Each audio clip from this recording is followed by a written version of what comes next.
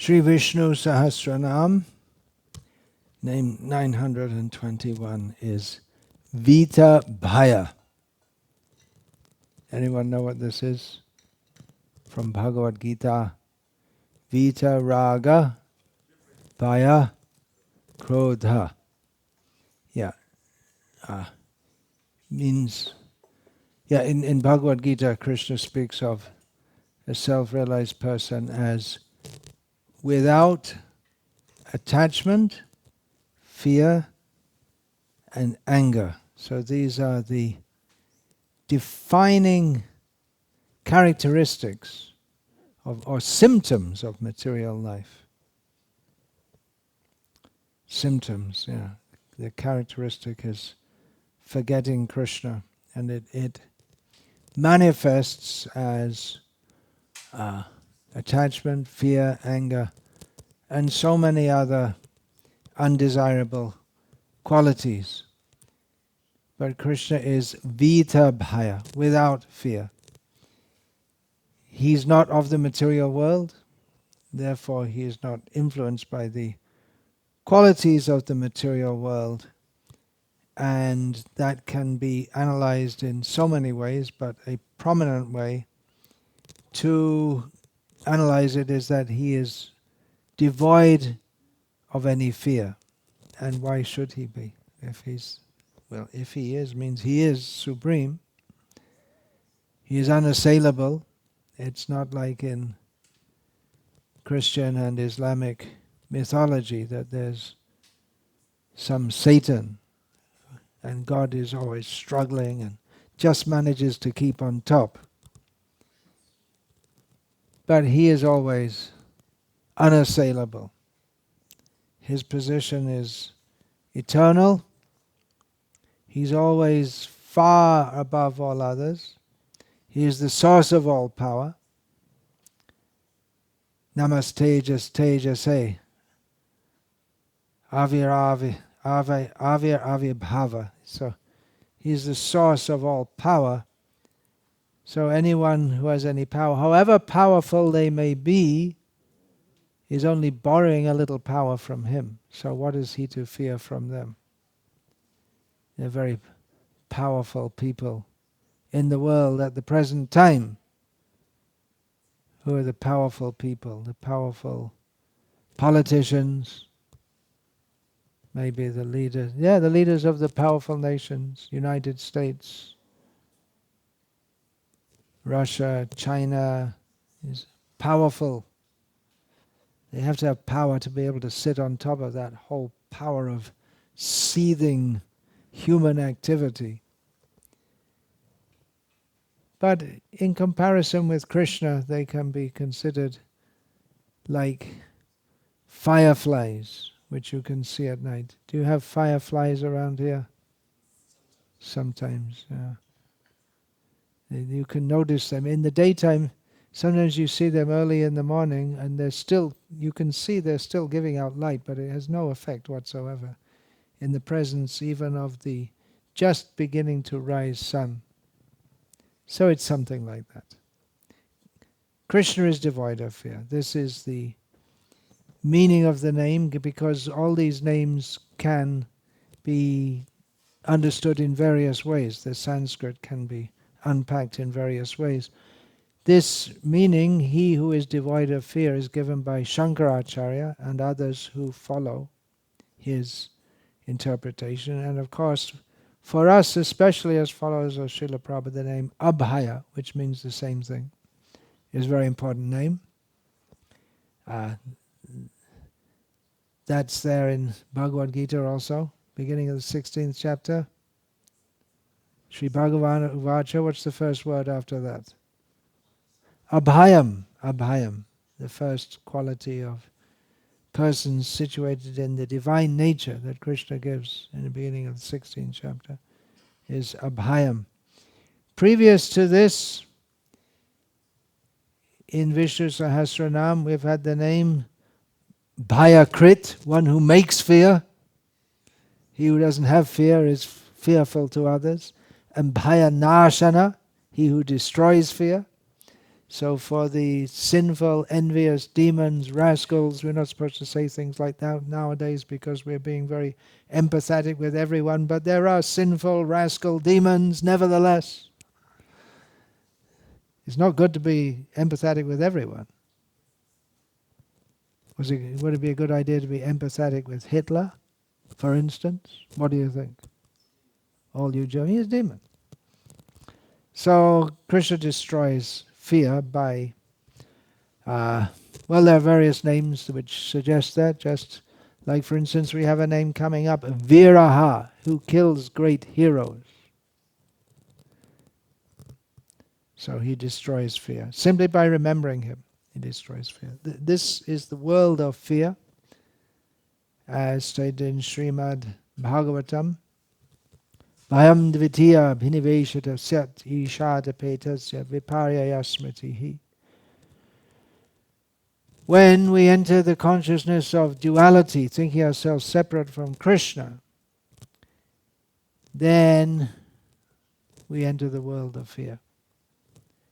We become absorbed in the atmosphere of fear due to opposite consciousness of what it should be, being envious of Krishna. So this is the world of fear, and Krishna, he is devoid of fear, even when he comes to this world.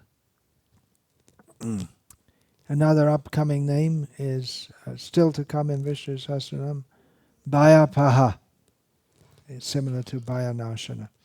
Very suitable to speak this name here in the temple of Narasimhadev, who is certainly fearless. Everyone feared Hiranyakashipu. Everyone, with very few exceptions. One of them being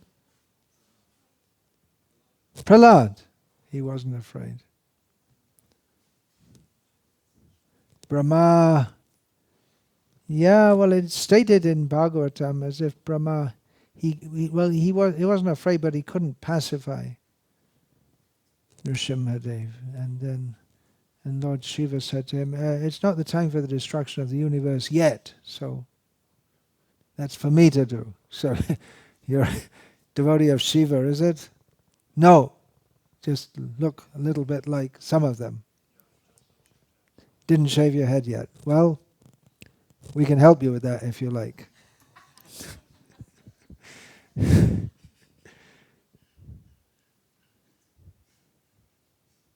afraid? Yeah, you see. So Krishna is afraid of fear. He's fear for the fearful, and he's devoid of fear. Nrsimhadev is fearless. He definitely wasn't afraid of Hiranyakashipu. Hiranyakashipu thought he was Vita-bhayam. I'm free of fear. No one can touch me. No one can do anything to me. But he was wrong. He calculated very intelligently, but because he was an atheist, he didn't calculate Vishnu into his calculation. So Vishnu, who is devoid of fear, as Nrsimhadev, destroyed the fearful Hiranyakashipu. Shankaracharya's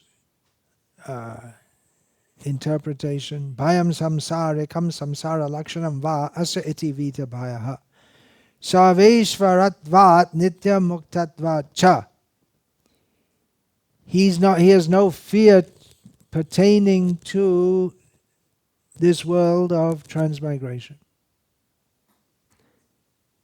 Most people in this world also aren't afraid. That's their foolishness. People are not afraid of repeated birth because they're foolish. But they don't consider how much suffering is there in repeated birth and death. But he is free of that fear, not out of foolishness, but because he's beyond the position of being born and reborn again. Also, Sarveshvaratvat Nitya Muktatvacha. He's eternally the Lord of everyone and everything. He's eternally in a liberated position. He doesn't have to strive for liberation. Therefore, he is constitutionally, or ontologically, if we want to use a fancy word, without any fear. Following his commentary, sub-commentator on Shankara, Radha Krishna Shastri, says that the worst of all fears is the fear of repeated birth. Srila Prabhupada also comments like that. And because Bhagavan is beyond the fear of rebirth, therefore he can be called Vita-bhayam.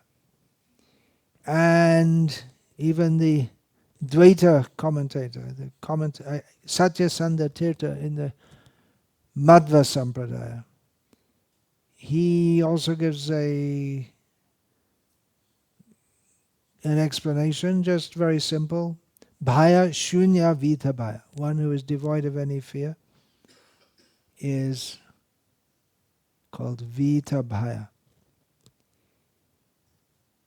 Fear being the nature or a major characteristic of material existence, that is to be overcome by us who are in material existence. He, Vishnu, is eternally free of all fear. What is the nature of fear? Bhartrihari, a 5th century philosopher, poet, grammarian, and originally he was a great enjoyer as a king. So at that time he wrote the Shringar Shatakam, 10 verses glorifying sex, more or less. And then later he became renounced. There's a whole story of how he became renounced. And then he wrote Vairagya Shatakam. These are among his works. 100 verses about Vairagya, renunciation. So in there he describes the 9 types of fear. So he's describing how we should be renounced from this world. Good reasons to be renounced from this world. So he states, Bhoge roga bhayam. In enjoyment of this world, there is the fear of disease. The tendency is that as we enjoy this world, the body gets more diseased, either directly or indirectly. Once Srila Prabhupada in a lecture said that someone who passes stool only once a day is a yogi. One who passes twice a day is a bhogi. And one who passes 3 times a day is a rogi. And all the devotees laughed because they thought bhogi means someone who's bogus and rogi means someone who's a rogue. But actually bhogi means a sense enjoyer and rogi means someone who is diseased. So, roga bhayam, in enjoying this world, it's just the laws of nature. If we indulge in enjoyment, especially in youth, we think the body will go on forever enjoying, but then we get more diseases as we get older. So, Bhartrihari says, Kule chuti bhayam. In a family there is fear of disgrace. If we're attached to a family, now this word family has undergone various transformations of meaning in the last few years. But even when I was growing up, when we were all very good people and we didn't have so many stupid things going on, family meant nuclear family. But in the traditional cultures, it doesn't mean nuclear family. Family means extended, but there is a fear of disgrace, because if anyone in the family does something wrong, they can bring disgrace upon the whole family. And this is especially true of women, as we find in the 1st chapter of Bhagavad Gita. So there is always the fear of disgrace. So that's another kind of fear. Vite nri pa'alad bhayam. If you have lots of money, then we're afraid of the rulers. They'll take it away. They always need money. The taxman in the modern context. Mane dainya bhayam. In honor there is fear of humiliation.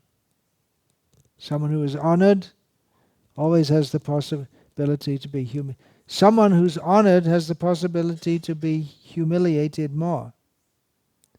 It's hard to humiliate someone who's a beggar on the street. They're already in the state of humiliation. Sambhavitasya cha kirti maranadati richate, Krishna says in Bhagavad Gita. For one who is honored, dishonor is worse than death. So Bhartrihari continues. Bale ripu bhayam. If you have power, then you're going to have enemies. So there's fear of enemies. We find also Bhartrihari as a king, he wrote Niti Shatakam, which is talking about how to rule a kingdom. We also have Niti Shastra of Chanakya. So there's a whole big section on how kings have to have spies. You can't trust anyone. Traditionally, leaders of countries, probably still going on in some places, they have someone eat their food, what they're going to eat before they eat it, because you're afraid even to eat that someone will put poison in it. So there's always, the king has to have spies, and everyone's spying on everyone else, because you can't really trust. It's very hard to trust anyone if you have power, because someone is always wanting to take your power. So in power, there's always, you may think it's very powerful, but it's a fearful position. Then, rupe jaraya bhayam. In beauty, there is fear of old age. Beautiful young woman. There comes a point when she's admiring one of her favorite preoccupations, admiring herself in the mirror. Then one day she notices there's a beginning of a wrinkle. And it gets worse. Once, Tribhuvanath Prabhu, maybe you've heard his name, one of my godbrothers, he showed me a magazine in which they had two photos juxtaposed, full color. Face on the left side was Brigitte Bardot. Maybe you've heard the name. She was a iconically beautiful French film star. And it had a picture of her in her youth. Beautiful young woman. Then they had a picture of her at that time, which was quite a few years later, and lines all over the face. The fate of beauty in this world. So that's a fear. Shastra, what fear is there for someone who has knowledge of Shastra? But he also says, Shastra vadi bhayam, because traditionally in Indian culture, Shastric knowledge is used to show your superiority over others. Debating competitions. So you're always afraid that someone, you see, just like Keshav Kashmiri came to Navadvip and all the Pandits of Navadvip ran away. They're afraid of him. He was called Digvijay. Digvijay Pandit. There are two kinds of Digvijay. Digvijay means he conquers over all the directions. So one is a powerful ruler who conquers all directions, and another is a great scholar.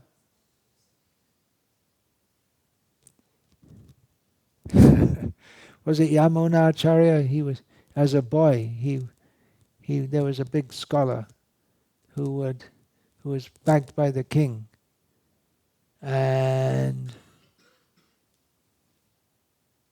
he had a habit. If anyone dared to debate him, he would defeat him and then have him killed. So one time the young boy, who was later to be known as Yamuna Acharya, he went to debate with him. So he said, I'll give you a proposition, you refute it. So the big scholar in front of everyone said, okay, so the queen is a prostitute. What are you going to say? if you if you agree with it, you should refute it. Oh, he wanted to establish. No, you have to establish then the queen is a prostitute. So if he establishes it, he's in trouble. And if he doesn't establish it, then he's defeated. So he was flummoxed. And then the boy said, you see, in the king resides Indra, Chandra, Vayu, Agni, all the demigods. So she has so many lovers. And the Pandit was defeated. That was one of the things he said. So in scriptural knowledge, then gune kalabhayam. So what should you do? You should be very virtuous, right? Just be virtuous. Develop good qualities. Be a good person. But then there's a fear of jealousy. People will criticize you. People will find out some fault, even in a faultless person. They'll try to find some fault. Kaye kritantad bhayam. In the body there is fear of death. Just like women may like to be very beautiful, so a man like to have a big, strong, healthy body. But kritanta is a name for death, one who makes the end. Then, what's the conclusion? Sarvam vastu bhayanvitam. In everything, wherever you look, everything in the world is accompanied by fear, and he comes to the conclusion, bhayanvitam bhuvi. Everything in this world is accompanied by fear, therefore, nunam vairagyam eva bhayam. By renunciation, we can become fearless. And that can be taken to extremes, just like we see in the 11th canto of Bhagavatam, the Avanti Brahmana. He doesn't, or Rishabdev, or Gaur-Kishore Das Babaji Maharaj. They have no connection with this world whatsoever, so much that people will insult them. In the case of Rishabdev and the Avanti Brahmana, people would urinate on them. That much detached. Just detached. Whatever happens, just don't react. That's extreme renunciation. Of course, our philosophy is also vairagya vidya, renunciation accompanied by knowledge. But it is bhakti yoga, praising Krishna. So Krishna is automatically, there's fear in the fear in everything. But Krishna has no such fear. We see when in the story of the Simhachalam jewel, that Prasenna took the Simhachalam jewel away from the city. Prasenna, the brother of Satrajit. And then he didn't return. And it could have been said, well, maybe he robbed it. But instead, Satrajit spread a rumor in Dwarka that Krishna had killed Prasenna because he wanted to get the jewel. And Prabhupada writes that Krishna did not like his name to be maligned. He didn't like these rumors, so he went out with a party of respectable elders from Dwarka to find out what had happened. Then they found Prasenna had been killed by a lion, So Krishna, he's not afraid of anything, but he also, in this case, he wanted to protect his good name among the respectable people of Dwarka. He didn't care what demons thought about him. He simply laughed at them because so many people had so many bad things to say about Krishna. But in the residents of Dwarka who were following the Vedic principles, well, the demons also in some ways following the Vedic principles, but they're respectable devotees. He didn't want that his good name should be maligned. In his Vraja Leela, he doesn't seem to care too much for that. He does all kinds of things, especially with the gopis. Of course, it's rumored but not known, and it's never really known that he does this. It's rumored. It's not really known among others except the young gopis. But later his devotees, they explain. We find Shukdev Goswami explaining to Parikshit Maharaj, who inquires, how could Krishna do this? He came to establish religious principles. It seems that he's acting against religious principles. So it has been a concern of devotees since that time to justify Krishna. That Krishna is not immoral. There's no question of immorality in Krishna. I won't get into that now. Among all these things, in the body there is fear of death. Death should be the most frightening because we don't know what happens after death. We do, because we take knowledge from Shastra. Materialistic people are very afraid at the time of death. Why is that? Because the Yamadutas come to get them. They become very afraid. Naturally, sinful people become afraid. So therefore, in this culture, in this Western culture, whatever that may be, there are so many things going on in Western culture, but one feature of this grossly materialistic society is that we try to ignore or downplay death because it's promoted that we should all enjoy this world.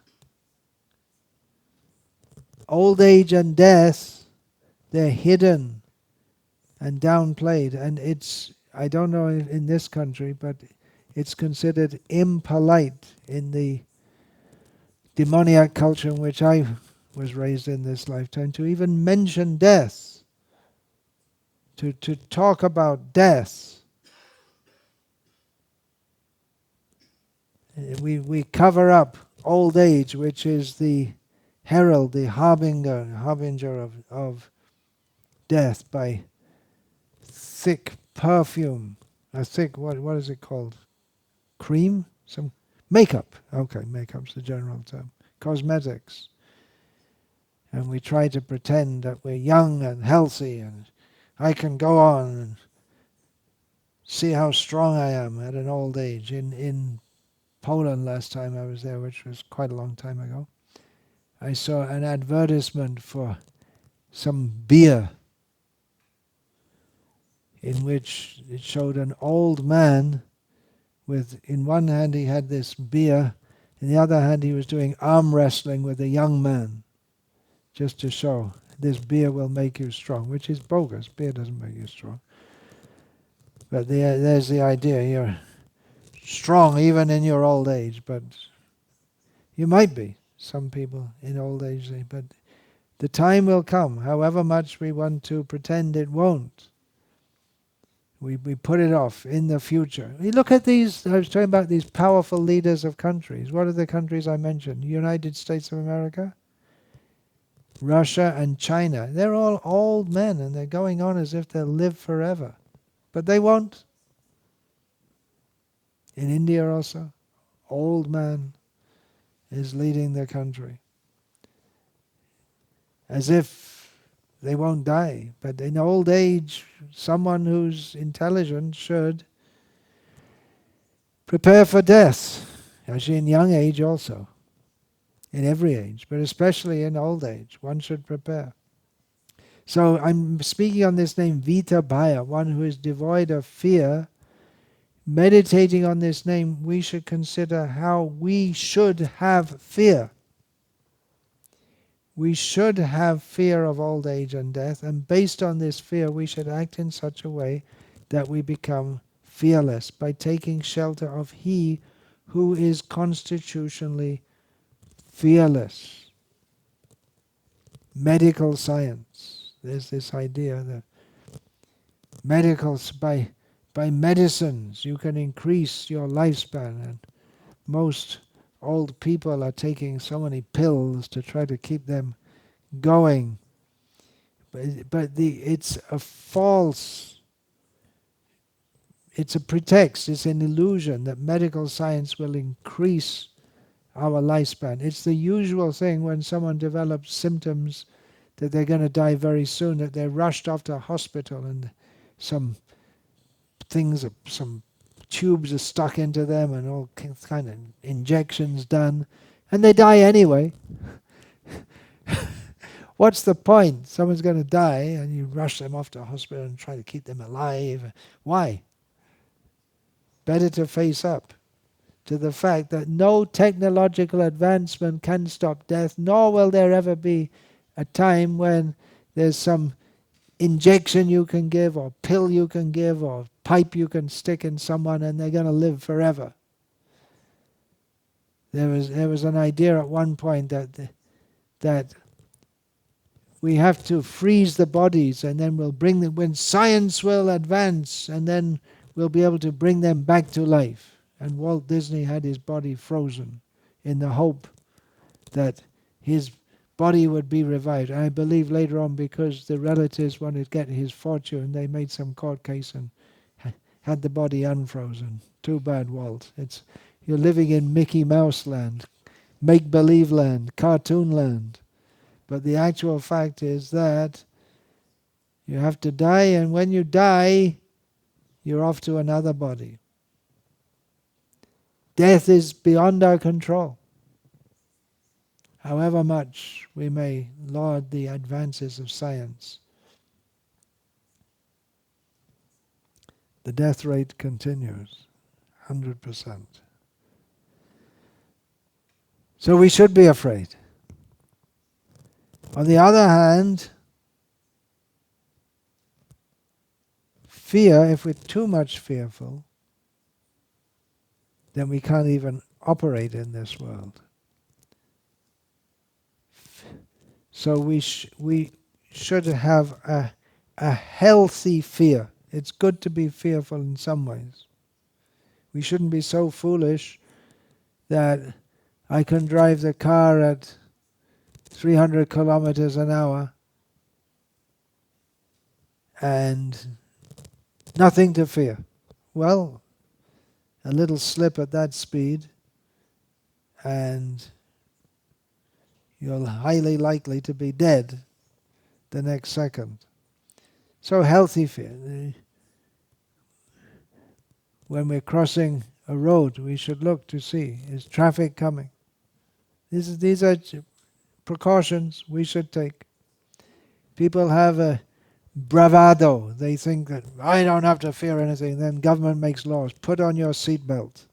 They have to make a law because people think, I'm so strong, I don't need a seatbelt. But when you're traveling even at 50 kilometers an hour and you hit some other vehicle which is only going 50 kilometers an hour, then there's a good chance that if you remain alive, you wish you put on the seatbelt. So the government puts the fear, if you don't wear the seatbelt, we'll fine you 100 euros. And that seems to them something worth fearing. And of course in Germany everyone follows the laws unquestioningly, unthinkingly. It's still like that? Probably. Yeah. Especially in Bayern. Is it? Did I pronounce it properly? Okay. Good. So what is the root cause of fear? That is there in Bhagavatam. Bhayam dvitiya biniveshata sat ishadapetyasya viparya smriti. Turning away from Krishna. Krishna is Vita-bhayam. He's without fear. And those who take shelter of him, they become fearless. Vajahure mana Srinandanandana Abhaya Charanara. We are enjoined to worship Nandanandana, Krishna, at whose lotus feet there is fearlessness. Otherwise in this material world, it's a fearful situation. Why is that? Because asatyare satya karimani. We accept that which is untrue. We accept false things as true. Now, of course, this could be a big discussion. Is this world false? No, but it's not fully true also. We say false because temporary. We accept the temporary as eternal. So our vision of this world as being a place for us to enjoy the illusion that we will live forever, this is the cause of fear. Because underlying, we know that we won't live forever. We have to suffer. Is the world of matter. It's temporary. And the idea that we can enjoy it is illusory. And so we're always in a state of cognitive dissonance, that we want to enjoy, but at the same time, we cannot. We cover ourselves. We embrace an illusion that we can be happy, but underlying it, there is fear, so many kinds of fear. The fear of disgrace, the fear of humiliation, the fear of death, the fear of losing our beauty, so many, 9 kinds of fear, basic kinds of fear. Of course, there are many, many, many kinds of fear, but 9 have been enumerated by Bhartrihari. Our body is made of matter. It intrinsically, just like the spiritual energy by its nature, its very nature is full of bliss. So the material nature by its very nature is full of frustration. And we try to find happiness through this body, through this mind, but we're always in the world of fear. We fear that our situation, if we have something, we fear losing it. So those 2 conditions of material life, which are not there in the self-realized person. The person who is prasannatma. He is because he is na shochati na kankshati. He's neither desiring something nor lamenting for something that he's lost. So if we have something, we're always afraid of losing it. We try to cover up our fear with so many distractions. Now, technology has provided us with literally innumerable distractions in the form of YouTube, for instance. And you say, no, you can enumerate it. It's so, how many videos on YouTube? How many? Some billion, something like this. But it's innumerable because we can't see them all. It's beyond our power to even imagine watching them all.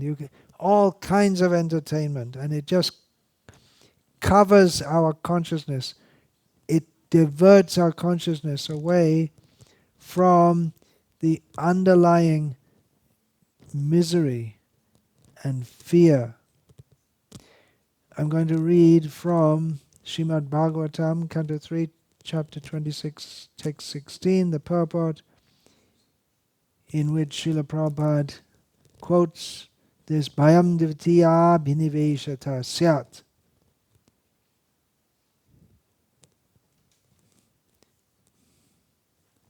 Actually, there's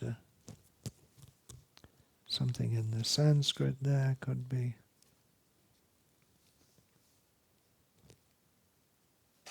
corrected.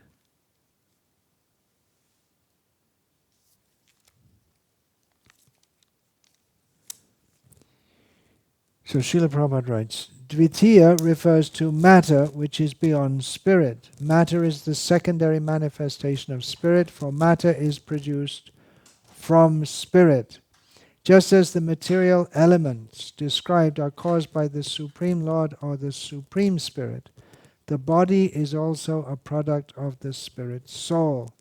Therefore, the material body is called Dvitiya,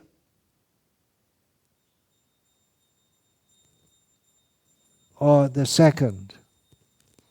One who is absorbed in this second element or second exhibition of the Spirit is afraid of death.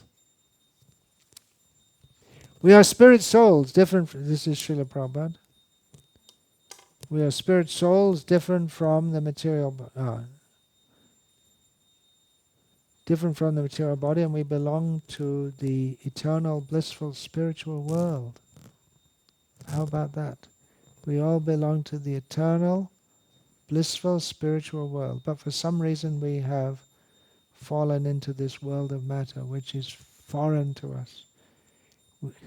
We've developed a spirit of independence, rebellious independence.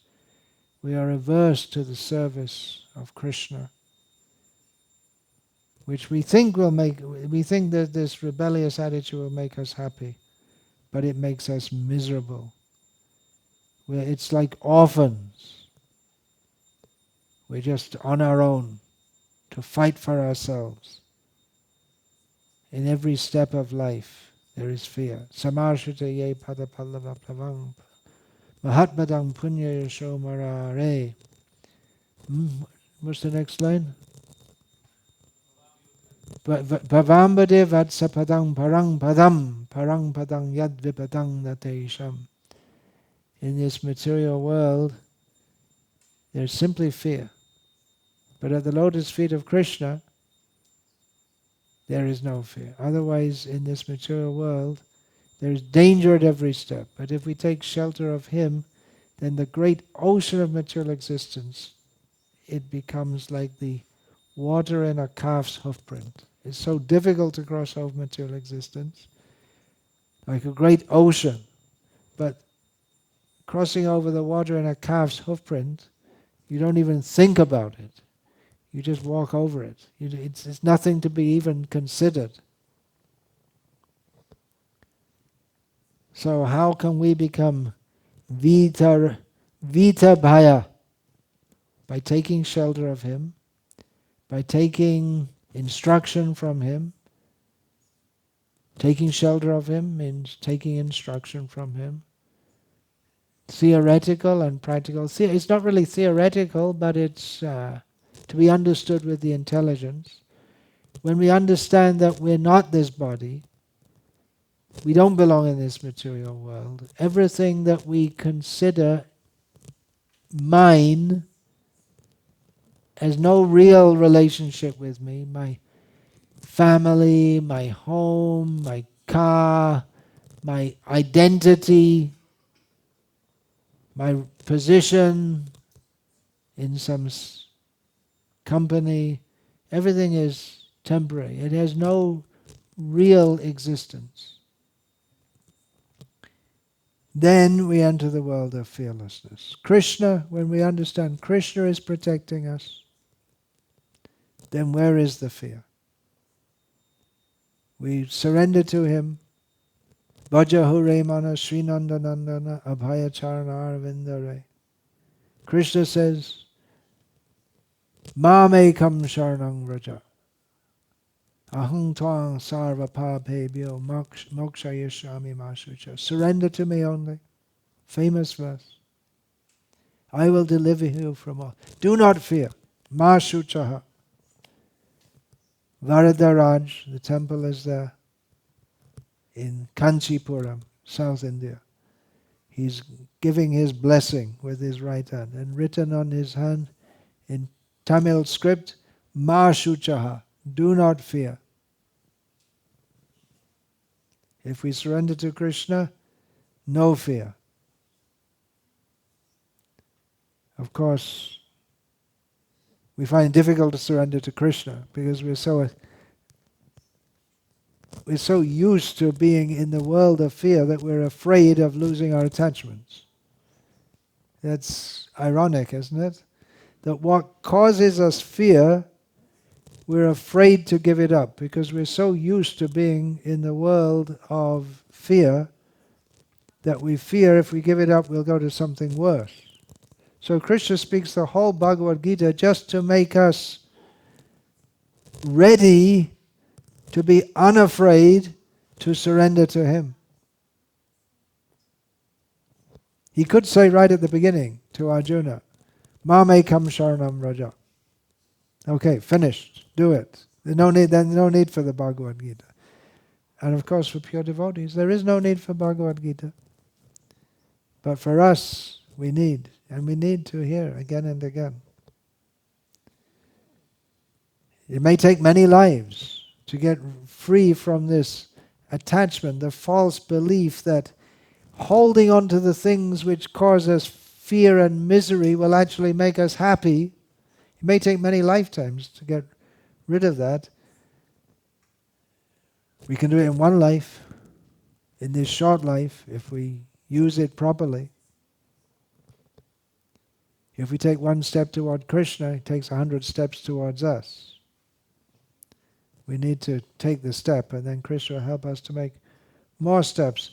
It's a matter of hearing again and again and again. And sometimes people say, well, the Bhagavad Gita is repetitive, isn't it? Krishna seems to say the same thing again and again. Of course, he does it from somewhat different angles, but we need to hear it again and again. We're not the body. This body is the world of fear. Surrender to Krishna. Go beyond fear. Go to the land of love. In actual love, there's no fear. But then we go very high into love, then there's fear. Spiritual fear. So we find that Radha and Krishna are together and fearing that they'll separate. That is the highest level of spiritual consciousness. But that is in Vrindavan. There's Vishnu Sahasranama. Vita-bhayam is Vishnu. Krishna has spiritual fear. But that's not understandable. It's not understandable as long as we have material attachment which causes fear. Therefore we're advised not to jump too quickly into trying to understand the intimate pastimes of Krishna in Vrindavan, as long as we're trying to enjoy this world, as long as we're attached to it. But we should now cultivate this understanding. It's easy to understand with the mind, with the intelligence, that nothing in this world will remain forever, so we shouldn't cling on to it. Everything will be taken away from us at the time of death. But that everything we do in Krishna consciousness is a permanent accretion. It's a permanent deposit in our spiritual bank balance. Even the slightest effort helps us to become fearless. Swabhamapyasya dharmasya trayate mahato bhayat. Even a little advancement in Krishna consciousness can save us from the greatest fear, which is the fear of degrading into lower forms of life. And Krishna promises that one who takes up his devotional service will never perish. He tells Arjuna, you declare it, Name bhakta pranashyati, my devotee is not destroyed. Often devotees ask, how can we become sincere? How can we become dedicated, Can we have a taste for the holy names?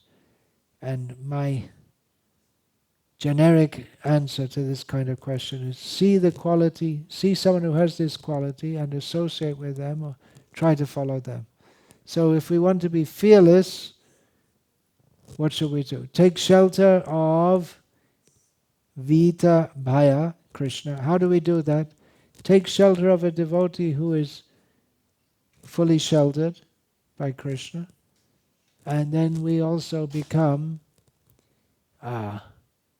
fearless by following him. And the great example we have, of course, is Srila Prabhupada, who went to the Western world. He'd never been outside India.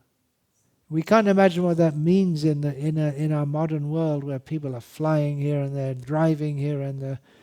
At that time, most of the people in the world, including in India, had not been beyond their village, hardly. Maybe for a pilgrimage, once in their life. People didn't go on pilgrimage very often. Once in their life they'd walk on pilgrimage to a holy place, and then come back to their village. There was no, it was like going to the unknown. No help, no money. If you have some money, you think, I'm safe. People, when they get no money, they become very afraid. And no food, I can't pay my rent, I'll be thrown out of my house. Become homeless. People become very afraid. When money means security, right? People think, I have to have money. Here you don't have so much. You have a socialistic state, I guess, in Germany. But in America, people are very afraid. And they should be, because you don't have money. In old age, you're literally on the street. And you see people, they're living homeless. So many people. People are very... You can have a good job paying lots of money, and then all of a sudden the job is finished, your house payments are finished, and you find people homeless in America, living under bridges, who they were earning $100,000 a year just a short time ago. So people are very afraid. You don't have money, you're in trouble. And Srila Prabhupada was fearless. He had one contact, what they were like. When he found out this meat eater, but he went. No money, no institutional support. Didn't know what kind of place he was going to.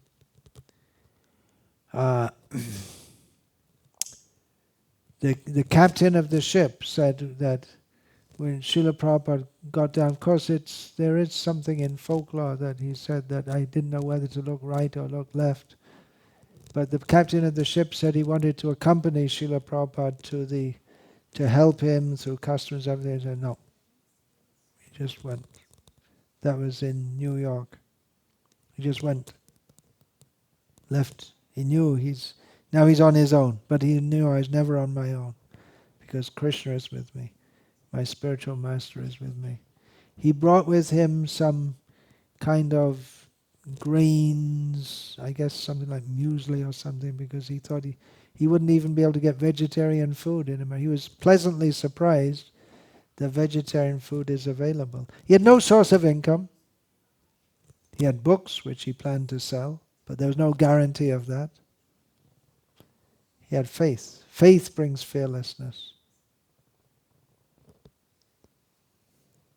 Heart attacks on the boat. Then he had some fear that my mission could not be fulfilled. But Krishna came. We just sung Dashavata Stotram. Krishna came in a dream in 10 forms, rowing the boat. Krishna was rowing his boat. Srila Prabhupada wrote in his purport to Bhagavatam, Canto 3, Chapter 21, Text 31, to award fearlessness to the common man is the greatest act of charity. So Srila Prabhupada, he was Abhaycharan. He gave shelter at the lotus feet of he who is without fear, Vita-bhayam, to whoever was willing to take that shelter. Srila Prabhupada extended that. He extended the shelter of Krishna's lotus feet by giving the shelter of his own fearless lotus feet.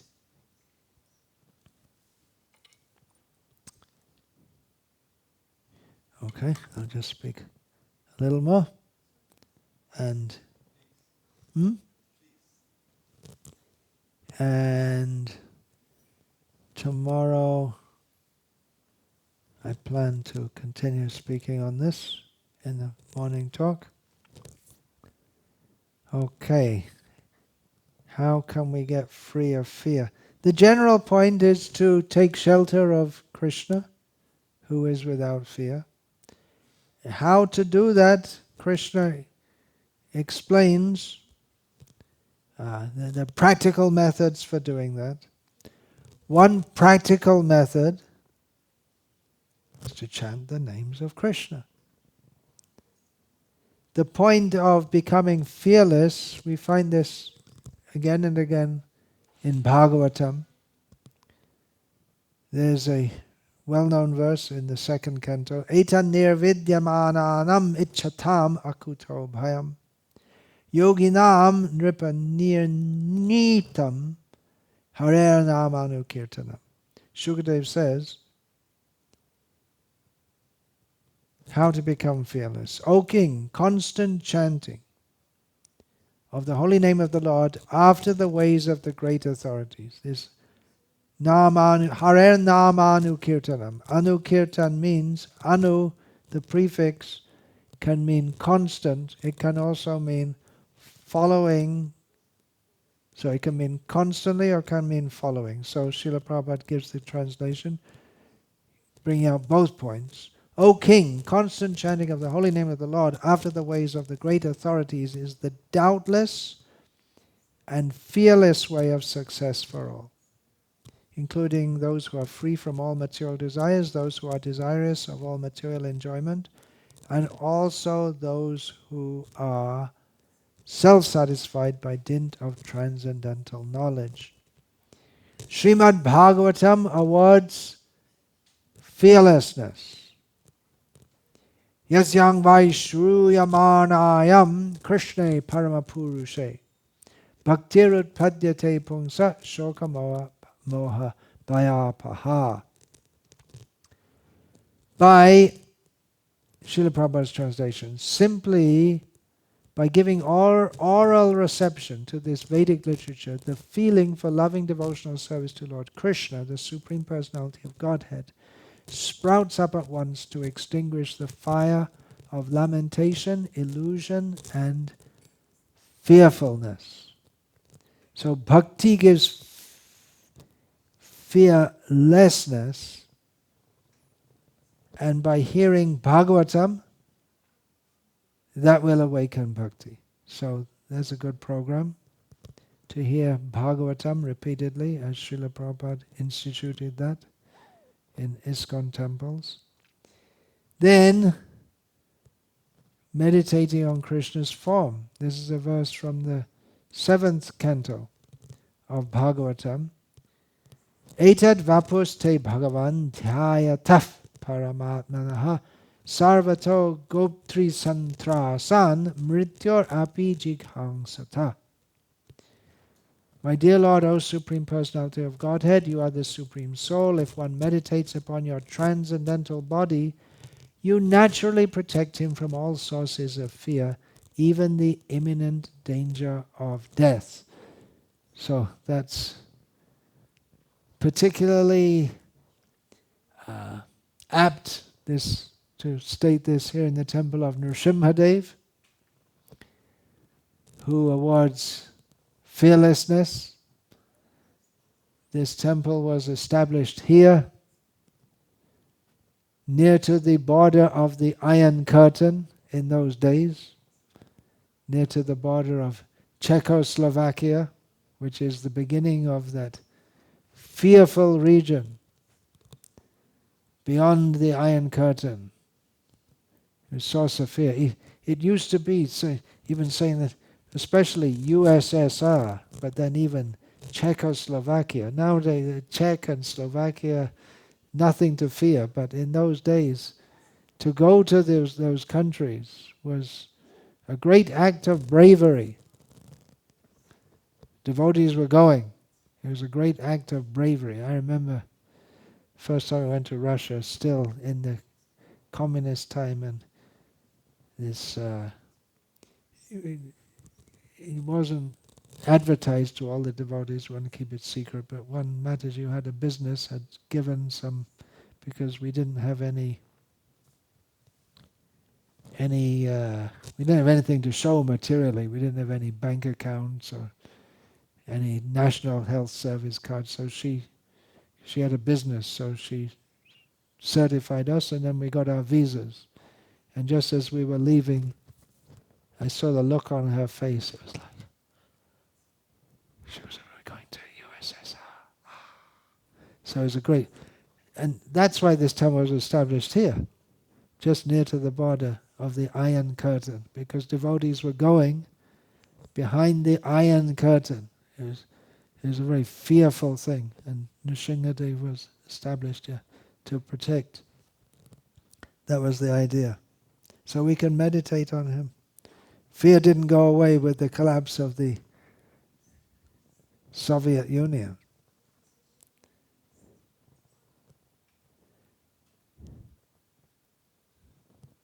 Serve devotees, that's one way to get free from fear. As stated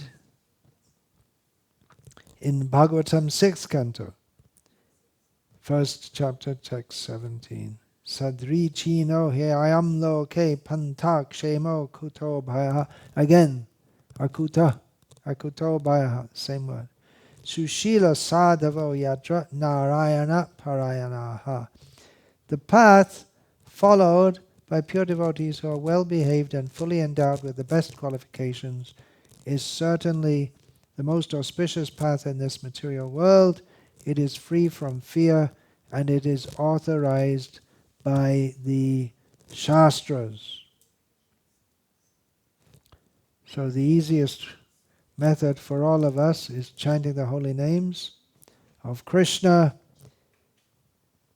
By this chanting, if we're really chanting, we can live in Vaikuntha, even here in this world. Vaikuntha, the place where there's no anxiety, no fear. Again, a great example of that is Srila Prabhupada. Historically, Haridas Thakur fearlessly, when he was brought before the Muslim ruler, who he knew could just take his life just like that, and was likely to, as in Islam up to the present day, it is considered proper to kill apostates. And that was certainly expected. So Haridas Thakur was brought before the Muslim magistrate, an apostate from Islam, fearless. So he was sent to be killed. Beaten in 22 marketplaces is a method of, it's actually meant to be a method of execution, but just to make a show of him. What's the word for that? Make an example of him, so that others wouldn't follow in his wicked footsteps of chanting the Hare Krishna mantra. Other Muslims wouldn't do so. But he was fearless. And when the people beating him said, why don't you, we're in trouble, we're supposed to kill you, but you're not dying, you just keep on chanting Hare Krishna. And then Haridas said, oh, okay, I'll die. So then he died, made a show of dying.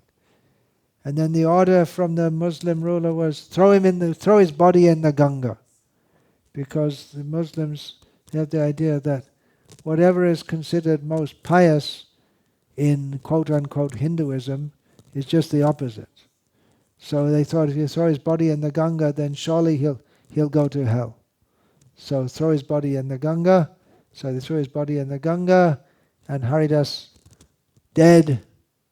When he was out of sight, he came back to life, went to the other side, and went to Advaita Acharya's place after floating down the Ganga. Fearless.